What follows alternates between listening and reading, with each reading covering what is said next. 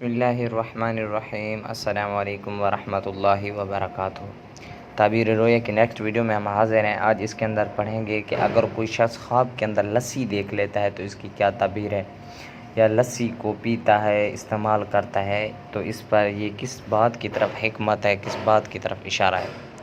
تو کہتے ہیں کہ لسی جو ہوتی ہے یہ غم پر دلیل ہے، یعنی غم پہنچے گا جس شخص نے لسی پی ہے یا لسی کو دیکھا ہے، تو اس کا مطلب یہ ہے کہ اسے کوئی تکلیف یا غم پہنچے گا۔